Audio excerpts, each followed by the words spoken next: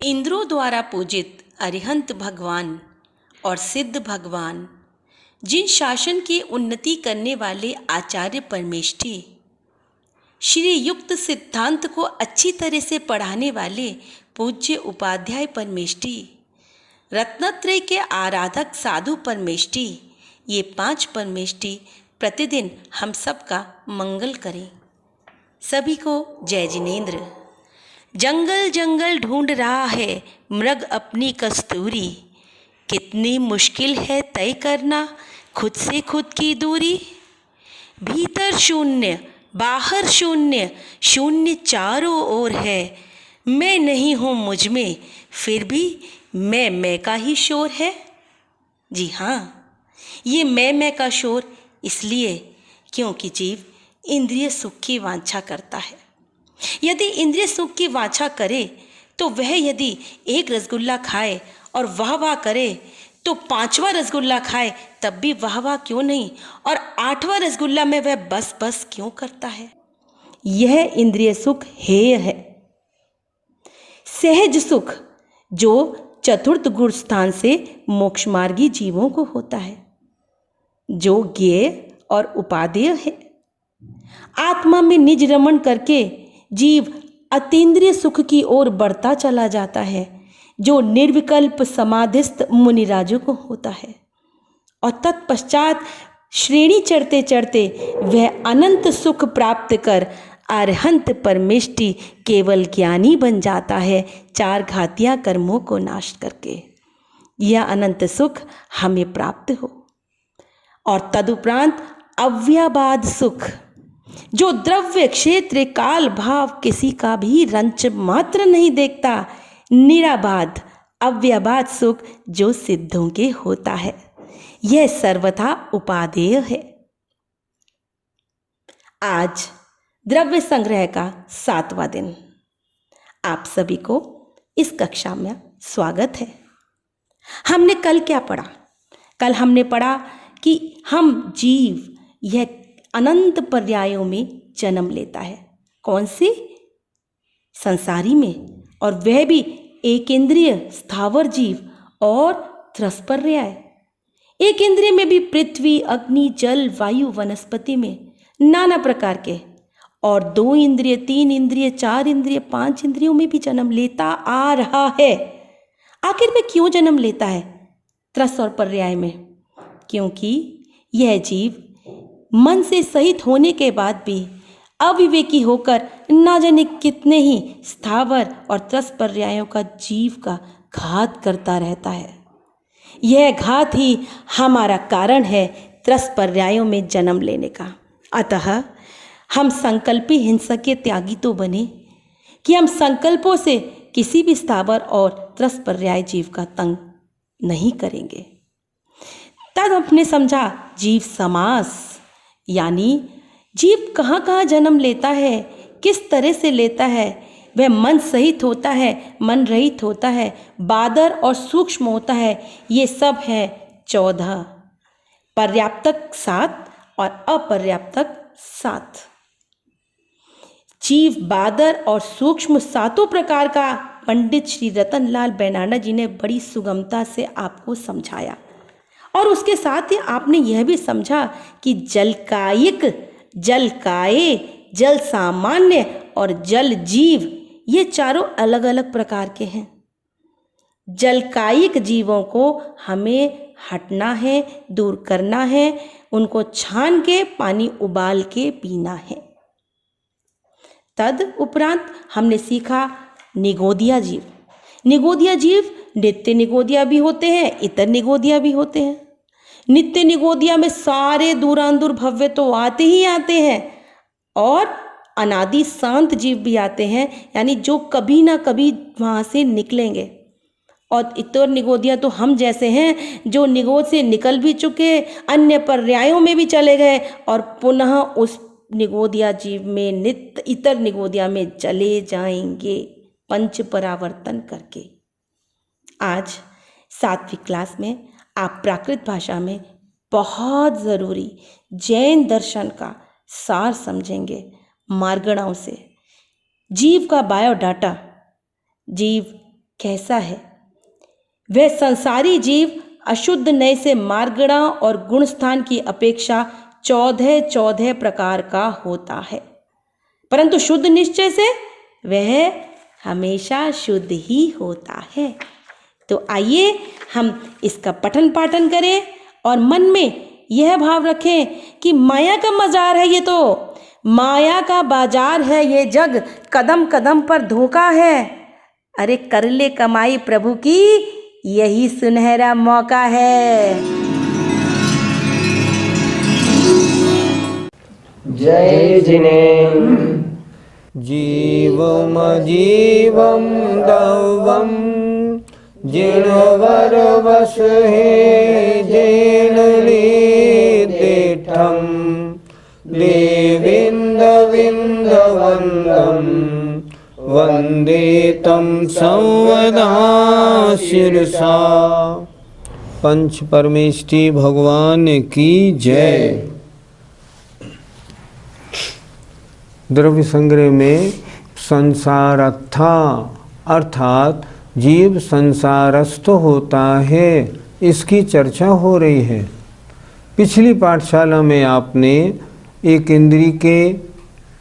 इंद्री के बाद और सूक्ष्म 2 भेद, 2 इंद्री, 3 इंद्री, 4 इंद्री, पंचेंद्री पर्याप्त और पंचेंद्री अपर्याप्त, पंचेंद्री सैनी और असैनी, इस तरह 7 भेद समझे और इन 7 के पर्याप्त अपर्याप्त के भेद से कुल 14 भेद समझे थे।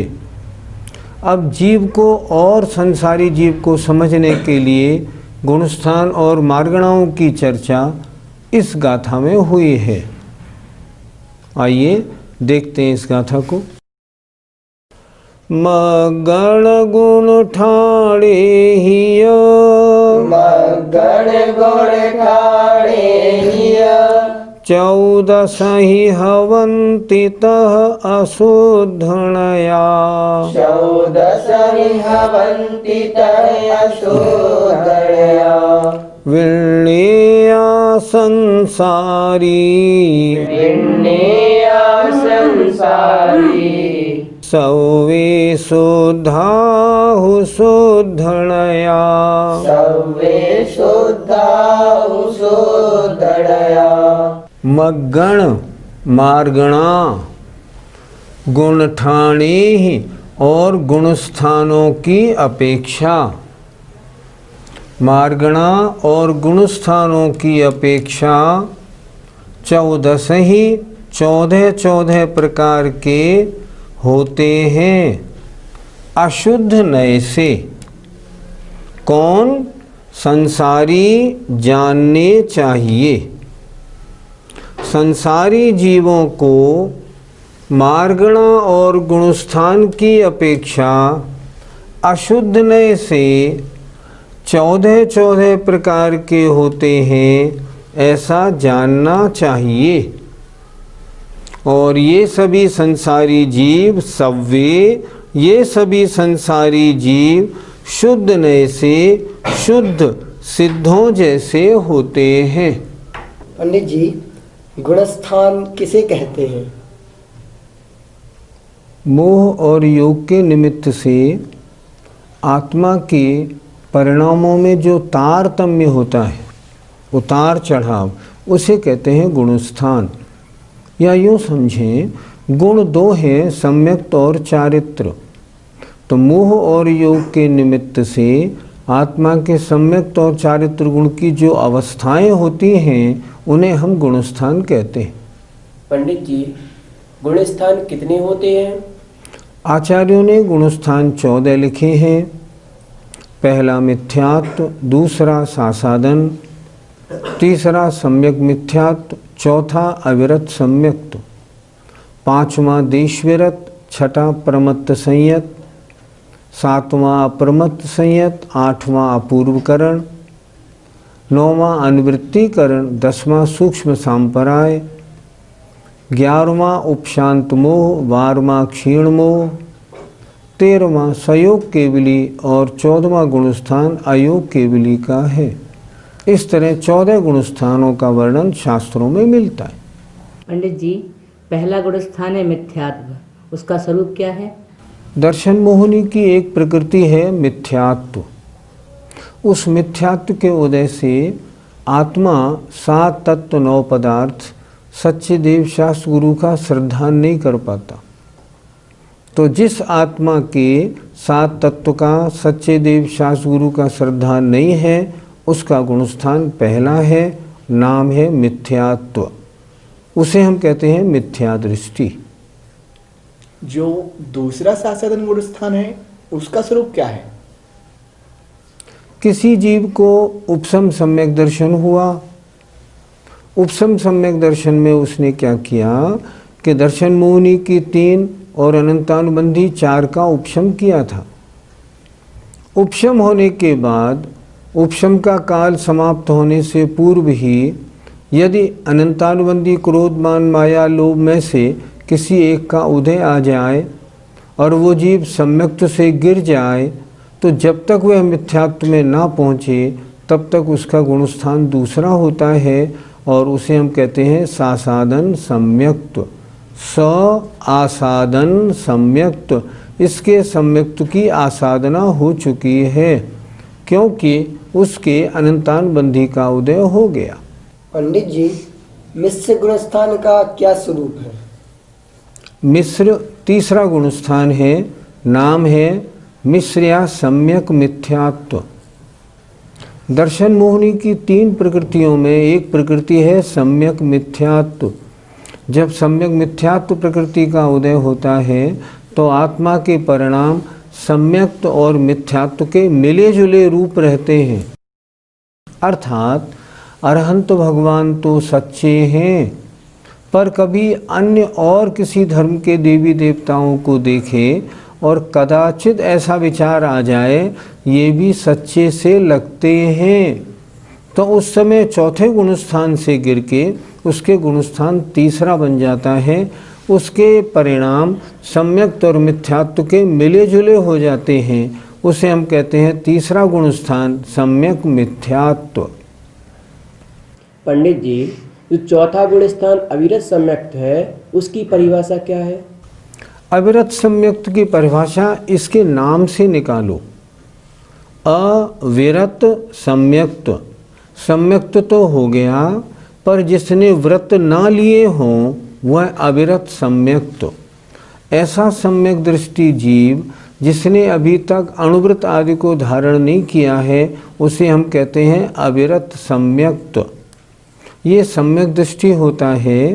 ये कैसे होता है? ये गुणस्थान अनंतानुबंधी 4 और दर्शन मोहिनी की 3, इन 7 प्रकृतियों के उपशम माने दबाने से, क्षयोपशम माने इनका क्षयोपशम होने से और क्षय माने इन 7 का नाश होने से चतुर्थ गुणस्थान बनता है। अविरत सम्यक दृष्टि 3 प्रकार की। अगर इन 7 प्रकृतियों का उपशम हुआ हो तो औपशमिक सम्यक दृष्टि, अगर क्षयोपशम हुआ हो तो क्षयोपशमिक सम्यक दृष्टि, और अगर क्षय हुआ हो तो वह क्षयिक सम्यक दृष्टि कहलाता है।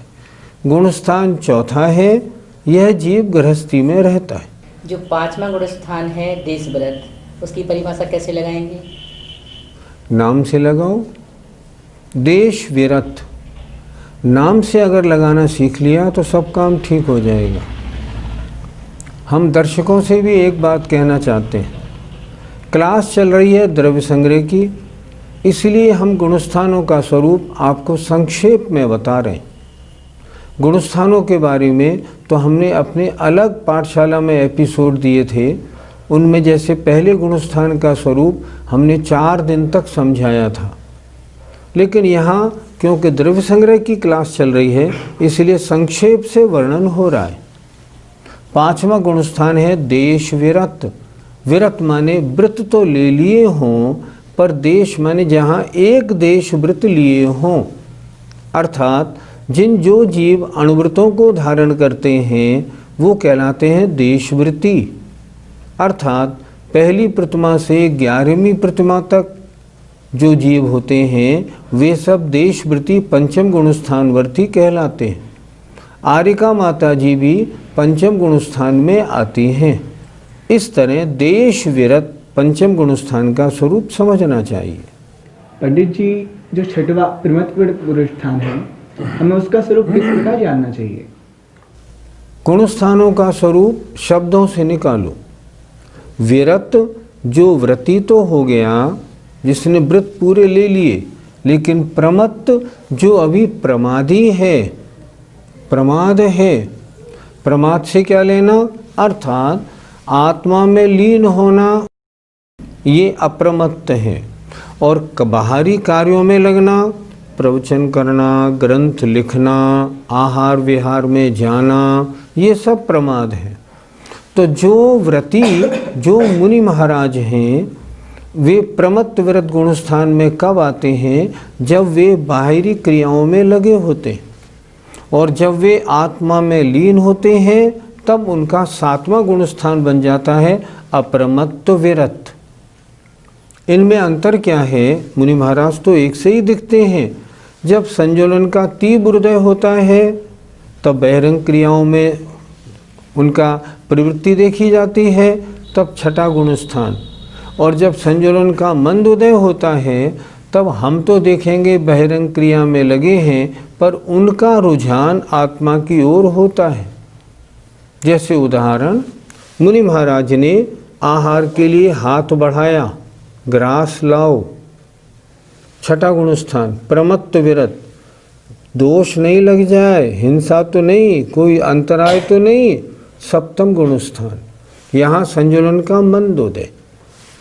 प्रमत्त विरत संजुलन के तीव्र उदय में प्रवृत्ति रूप परिणाम, अप्रमत्त विरत सातवां गुणस्थान संजुलन के मंदोदय में निवृत्ति रूप परिणाम। ये इन दोनों में अंतर है। अप्रमत्त विरत गुणस्थान कितने प्रकार का होता है? अप्रमत्त विरत सातवां गुणस्थान, इसके दो भेद होते हैं। जो मुनि महाराज सातवें से छठे, छठे से सातवें में आते जाते रहते हैं, वो कहलाते हैं स्वस्थान अप्रमत्त विरत। और जो मुनि महाराज के परिणामों की विशुद्धि बढ़ गई और जो अब श्रेणी में आगे जाने वाले हैं, श्रेणी में आगे बढ़ने के सन्मुख हैं, वो कहलाते हैं सातिशय अप्रमत्त विरत। वर्तमान में पंचम काल है।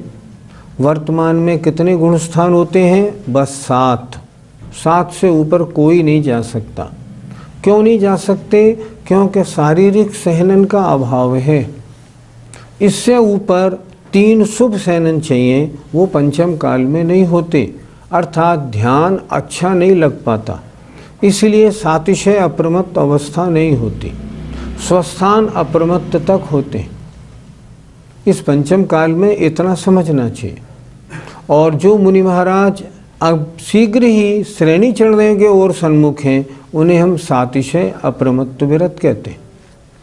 पंडित जी, अपूर्व करण नाम का जो 8वां गुणस्थान है, उसकी परिभाषा हम शब्दों से कैसे लगाएं? शब्दों से लगाओ। करण माने परिणाम, अपूर्व माने जो पहले नहीं हुए। सातिशय अप्रमत्त विरत सप्तम गुणस्थानवर्ती मुनि महाराज थे। अब उनके भावों में विशुद्धि बढ़ी और वो और अपूर्व और अपूर्व और अच्छे परिणामों में आगे आगे बढ़ने लगे। हमने कहा इनके परिणाम तो अपूर्व करण परिणाम हैं, ऐसे परिणाम पहले हुए ही नहीं।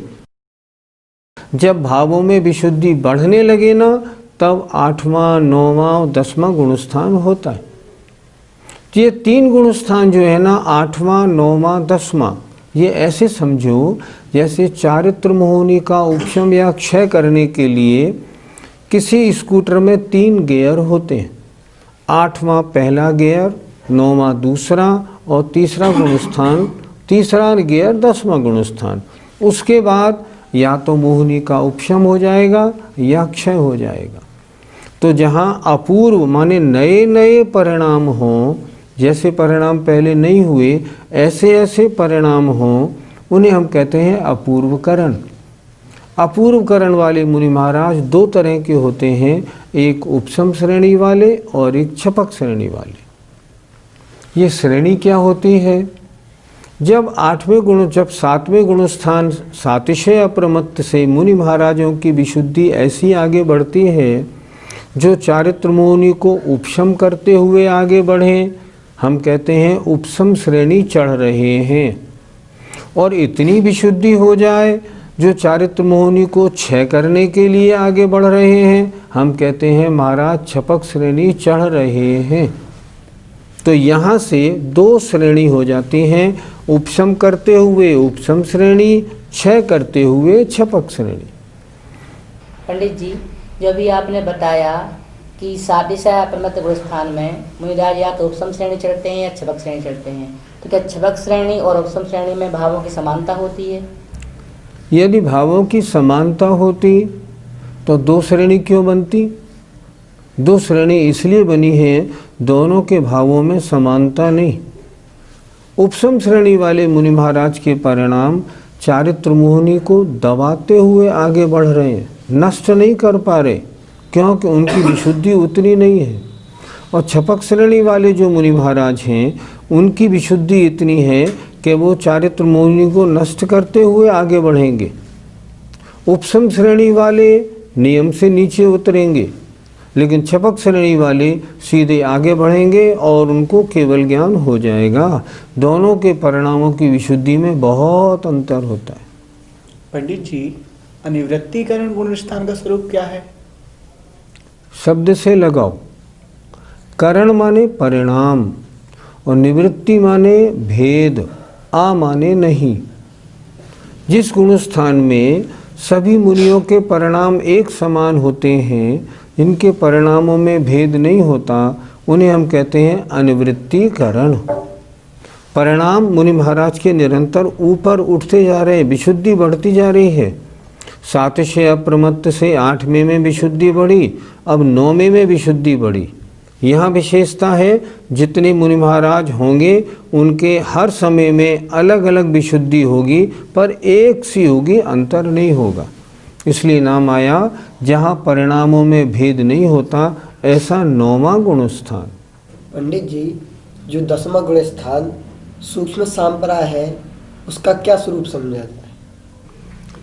दर्शन मोहिनी की 3 प्रकृतियों का तो उपशम या क्षय पहले ही हो चुका, ये तो श्रेणी से पहले ही हो जाता है। अब बची चारित्र मोहिनी की 25। चारित्र मोहिनी की 25 प्रकृतियों में से अनंतानुबंधी 4 का भी उपशम सम्यक्त के साथ उसका उपशम अप्रशस्त, और बाकी जो और बचे क्षायक सम्यक्त के साथ उनका क्षय हो जाता है। अब श्रेणी में 2 ही सम्यक्त होते हैं, तो चारित्र मोहिनी की प्रकृतियां अनंतानुबंधी 4 घटाने पे शेष रह गई 21। अब जैसे जैसे मुनि महाराज आगे बढ़ते गए, वैसे वैसे चारित्र मोहिनी का उपशम या क्षय करते हुए आगे बढ़े।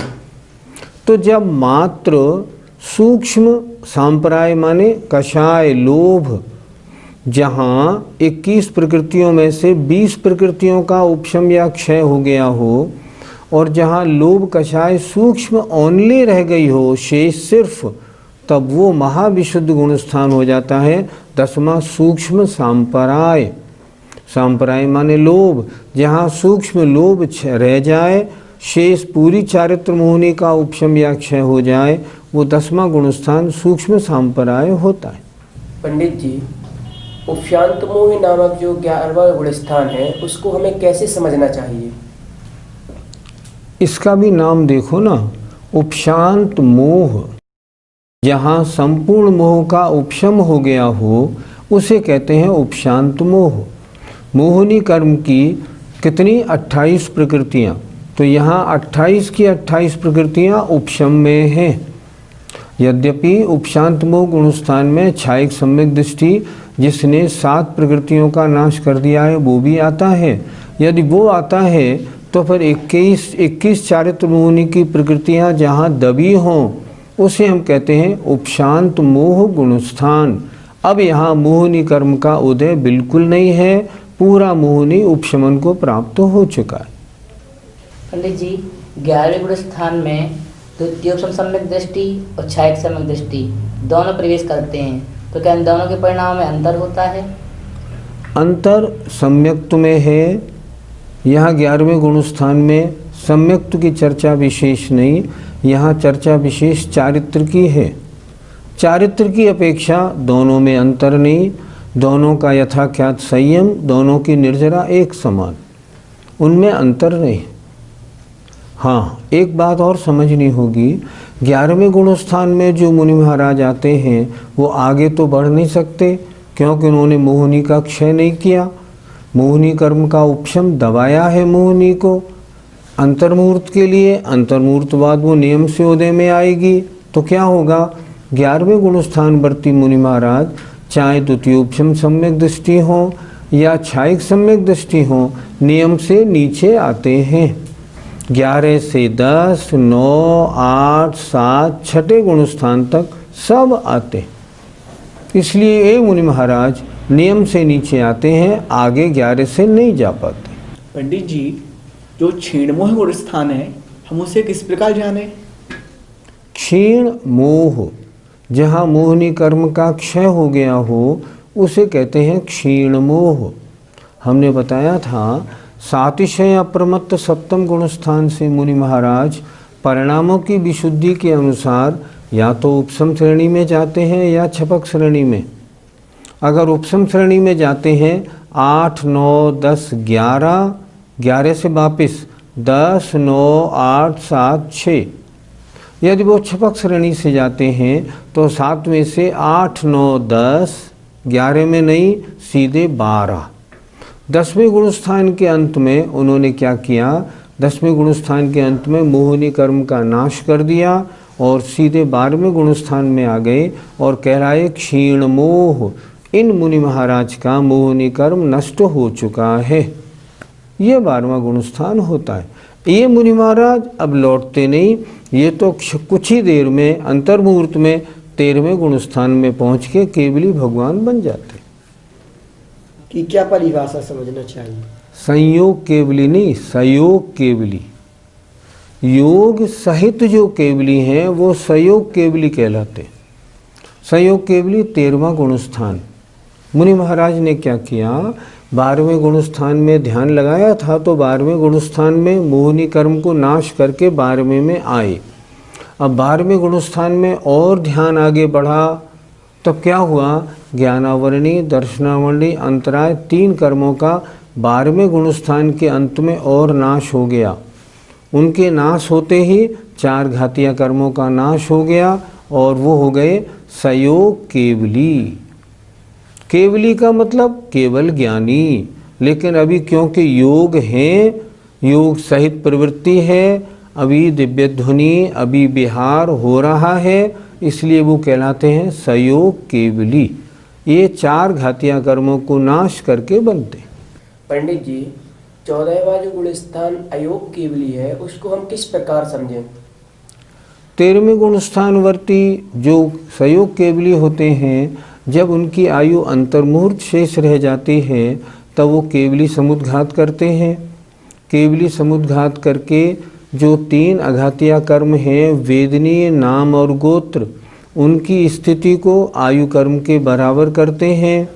उसके बाद फिर तीसरा शुक्ल ध्यान ध्याते हैं। इससे क्या होता है, योग समाप्त हो जाता है और योग समाप्त होते ही नाम पड़ता है अयोग केवली। 13वें गुणस्थान तक आश्रव बंध था। अब 14वें गुणस्थान में क्योंकि योग नहीं है इसलिए आश्रव बंध का कोई काम नहीं, संबर पूरा है और निर्जरा और बढ़ती चली जा रही है। तो 14वां गुणस्थान है अयोग केवली, जहाँ केवली भगवान योग रहित हो जाते हैं, वो कहलाता है अयोग केवली गुणस्थान। सिद्ध भगवान की कौन सा गुणस्थान होता है? गुणस्थानों की चर्चा संसारी जीवों की अपेक्षा है, सिद्धों की अपेक्षा नहीं। सिद्ध भगवान गुणस्थान से अतीत माने पार जा चुके होते हैं, अब वे उनमें कोई गुणस्थान नहीं होते। सारे सिद्ध भगवान बिल्कुल एक से होते हैं। जहाँ परम शुद्ध आत्मा एकदम संपूर्ण कर्मों से रहित हो जाए, 14वें गुणस्थान के अंत में सब 4 घातीय कर्मों को नाश किया और सिद्ध अवस्था प्राप्त होती है, उन्हें कहते हैं सिद्ध भगवान। वो गुणस्थान से अतीत होते हैं। आपने द्वितीयोपसम सम्यक कहा, तो ये क्या होता है? उपशम सम्यक्त दो प्रकार का। अगर मिथ्या दृष्टि उपशम सम्यक्त को प्राप्त होता है तो प्रथमोपशम, और छायोपशमिक सम्यक दृष्टि जीव श्रेणी चढ़ने से पूर्व उपशम सम्यक्त को प्राप्त होता है तो द्वितीयोपशम।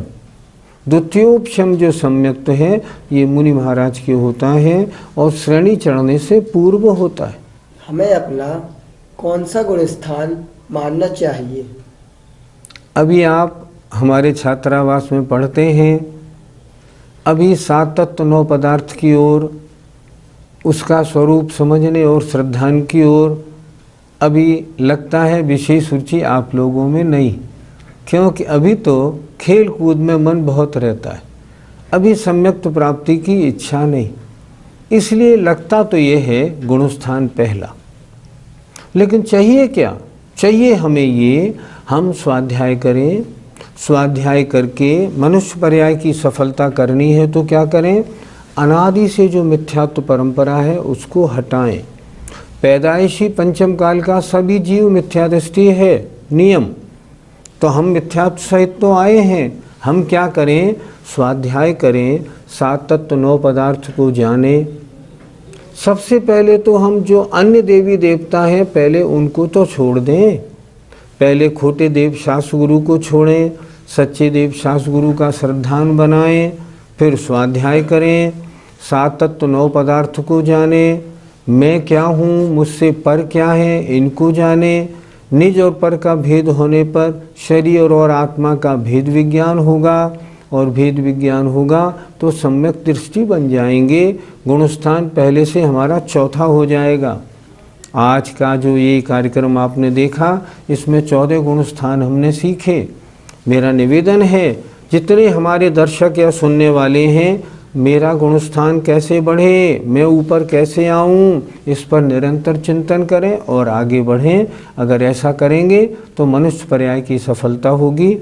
आज हमने गुणस्थानों की चर्चा की है, अगली पाठशाला में 14 मार्गणाओं की चर्चा करेंगे। तब तक के लिए जय।